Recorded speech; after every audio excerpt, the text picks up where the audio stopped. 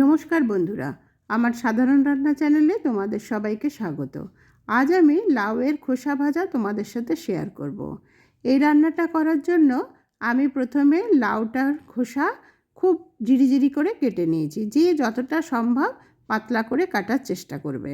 এরপরে ওই খোসার মধ্যে আমি লবণ লাগিয়ে প্রায় 2 ঘন্টা মতো রেখে দিয়েছিলাম। লবণ লাগিয়ে রাখলে খোসাটা খুব সহজেই নরম হয়ে যায় আর ভাজতে সুবিধা হয়। এছাড়া আমি পেঁয়াজ, রসুন, কাঁচা লঙ্কা, আলু আর একটা গাজর সরু সরু করে কেটেছি। গাজরটা তোমাদের দিতে ইচ্ছে না করলে নাও দিতে পারো। এই রান্নার পদ্ধতিটা খুবই সহজ, একটু সময় নিয়ে কিন্তু রান্নাটা করতে হয়, না হলে সব কিছু ভালো করে ভাজা যাবে না। প্রথমে আমি গরম তেলের মধ্যে একটা শুকনো লঙ্কা ফোড়নে দিয়ে দিয়েছি। তারপর এক এক করে আমি সব ওই তেলের মধ্যে দিতে থাকবো। পেঁয়াজ প্রথমে দিয়েছি, তারপরে রসুন, কাঁচা লঙ্কা, এরপর আলু, গাজর সব ওর মধ্যে দিয়েছি, আর সবার শেষে দিলাম লাউয়ের খোসাগুলো। এবারে আমি ভালো করে নাড়িয়ে ওর মধ্যে কিছুটা লবণ আর হলুদ দিলাম আন্দাজ মতো। যেহেতু লাউয়ের খোসার মধ্যে লবণ আগেই মাখিয়ে রেখেছিলাম, সেজন্য লবণটা কিন্তু আন্দাজ মতো দিতে হবে। এরপরে ভালো করে নাড়িয়ে আমি গ্যাসের আঁচ কমিয়ে ওটা ঢাকা দিয়ে রেখে দেব। মাঝে মাঝে ঢাকা খুলে নাড়িয়ে আবার ঢাকা দিয়ে রাখবো। এইভাবে কিন্তু একটু সময় নিয়ে রান্নাটা করতে হবে।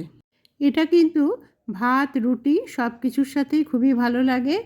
আর যদি ডাল করো, মুসুর ডাল করে, তার সাথেও দেখবে এই ভাজাটা খেতে খুব ভালো লাগে। এরপরে আমি এটা কিন্তু কম আঁচেই বসিয়ে রাখবো আর বারবার ঢাকা খুলে খুলে নাড়াতে থাকবো। এইভাবে যখন দেখব যে বেশ ভাজা ভাজা হয়ে গেছে, সেই সময় আমি এর মধ্যে মেলাবো পোস্ত। পোস্তটা এক বড় চামচের 1 চামচ মেলালেই যথেষ্ট।